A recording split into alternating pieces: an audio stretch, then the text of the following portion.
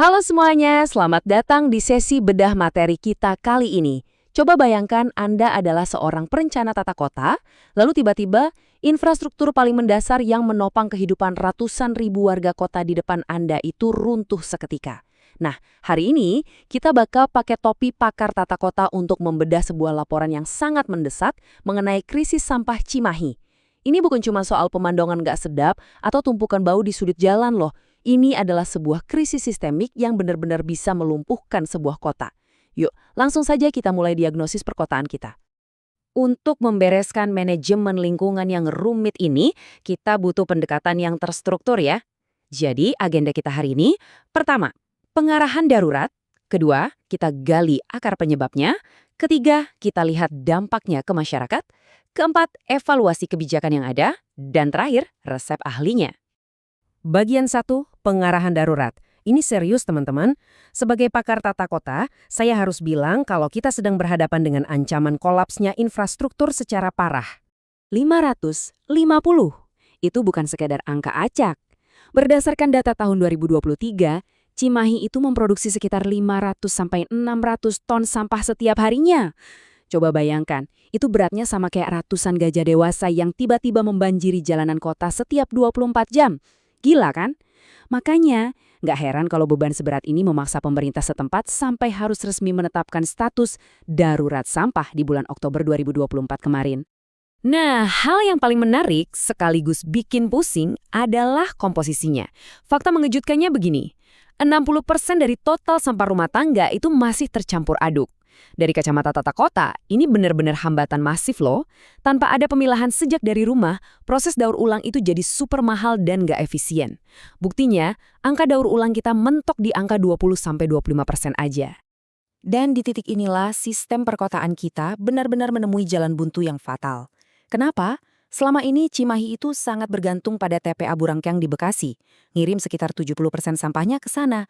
Tapi masalahnya, TPA tersebut mulai menolak pengiriman karena sudah over kapasitas.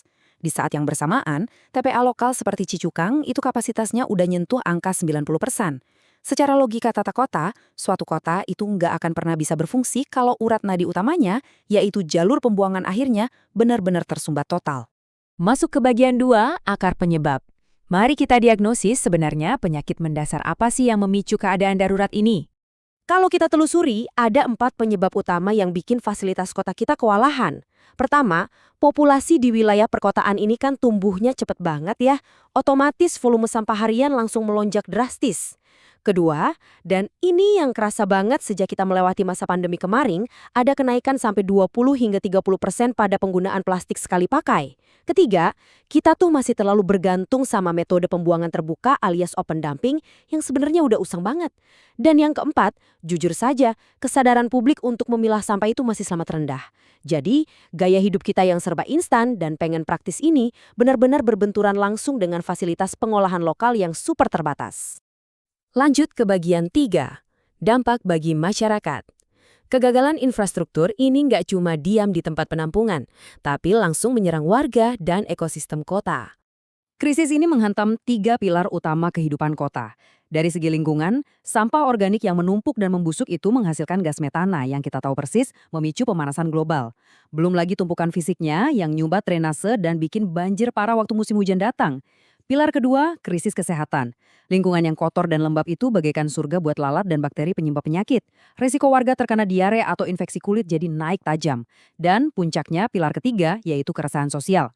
Tumpukan sampah ini bikin warga nggak nyaman banget, sampai-sampai memicu protes langsung seperti yang sempat terjadi di Kelurahan Baros, gara-gara baunya yang sangat menyengat. Kesimpulannya simpel, kota yang nggak terkelola sampahnya dengan cepat bakal jadi wilayah yang nggak layak huni. Bagian keempat, evaluasi kebijakan. Mari kita lihat gimana sih respons dan manuver pemerintah daerah dalam menghadapi situasi krisis ini. Kalau kita bicara regulasi, sebenarnya ada alur eskalasi yang sangat jelas. Dimulai di tahun 2019, pemerintah udah keluarin peraturan daerah nomor 3 tentang kewajiban memilah sampah plus sanksinya. Lalu di tahun 2021, diperkuat lagi lewat Perwa 58 untuk ngurusin limbah bahan berbahaya dan beracun. Lanjut ke 2023, ada regulasi khusus buat dorong bank sampah dan fasilitas TPS 3R. Tapi ya, pada akhirnya semua itu memuncak di tahun 2024. Pemerintah terpaksa ngeluarin Perwal nomor 25 yang menetapkan status darurat sampah secara resmi. Dan ini langsung dibarengi dengan alokasi dana darurat untuk membangun tempat pengolahan sampah terpadu yang baru. Jadi pertanyaan besarnya, kenapa krisis ini tetap meledak kalau fondasi aturan hukumnya udah ada? Jawabannya ada pada kemacetan parah di tingkat implementasi. Penegakan hukumnya masih sangat lemah, tingkat kepatuhan masyarakat untuk memilah sampah juga rendah banget, ditambah lagi keterbatasan sumber daya secara menyeluruh. Realitanya begini, tanpa penegakan sanksi yang tegas dan sinergi dari semua pihak, sebagus apapun rancangan kebijakannya, pasti akan runtuh juga saat dipraktikkan di lapangan. Bagian kelima, resep ahli. Oke, sekarang saatnya kita cari solusi praktis ala tata kota untuk membalikan krisis ini. Nah, ini dengan sangat brilian mengilustrasikan inti transformasi yang wajib, dan saya ulangi, wajib kita lakukan. Kita harus secepatnya ninggalin sistem linier kuno, yaitu pola ambil, pakai, buang, yang terbukti udah gagal total dan malah nyiptain krisis ini. Gantinya apa? Kita harus segera beralih ke sistem sirkular dengan prinsip reduce, reuse, recycle yang terintegrasi dengan ekonomi sirkular. Ini bukan sekedar jargon teoretis yang enak didengar ya, ini benar-benar satu-satunya cara nyata untuk mengurangi sampah langsung dari sumbernya. Biar lebih jelas, mari kita bahas apa itu ekonomi sirkuler. Sederhananya, ini adalah sistem yang proaktif fokus memaksimalkan penggunaan kembali sumber daya untuk menekan jumlah limbah seminim mungkin. Di dalam paradigma baru ini, sampah itu nggak lagi dilihat sebagai barang sisa yang bikin repot dan ujung-ujungnya cuma dibuang. Justru sebaliknya, sampah dikelola sebagai sumber daya ekonomi yang punya nilai real alias bisa jadi uang. Inisiatif komunitas seperti Bank Sampah itu bukti nyata, di mana warga yang rajin memilah dan menyetor sampah mereka bisa langsung ngerasain keuntungan ekonomi. Berdasarkan seluruh diagnosis dan evaluasi kita tadi, ini dia rekomendasi kebijakan strategis yang harus segera dieksekusi. Pertama, perluas dan perkuat jaringan TPS 3R serta bank sampah di setiap kelurahan. Kedua, pemerintah mutlak harus menerapkan penegakan sanksi administratif dan denda dari Perda tahun 2019 dengan sangat ketat supaya masyarakat lebih disiplin. Ketiga, integrasikan tata kelola sampah ini dengan aplikasi Smart City untuk pelaporan secara real-time biar penanganannya lebih efisien dan tepat sasaran. Dan yang paling krusial, kita butuh sinergi kolaboratif antara pemerintah, sektor swasta, dan juga warga. Ini adalah cetak biru kita bersama untuk menciptakan kota yang nggak cuma bersih, tapi juga sehat dan berkelanjutan. Sebagai penutup, kita memang bisa terus menuntut pemerintah untuk membangun infrastruktur massal dan bikin kebijakan yang bagus.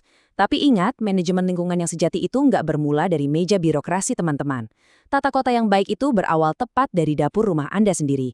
Partisipasi Anda lah yang jadi roda penggerak utamanya. Jadi, sebelum kita akhiri sesi bedah materi ini, saya mau ninggalin satu pertanyaan provokatif buat Anda renungkan. Sistem tata kota berawal dari rumah. Sudahkah Anda memilah sampah hari ini? Terima kasih banyak sudah menyimak, dan sampai jumpa.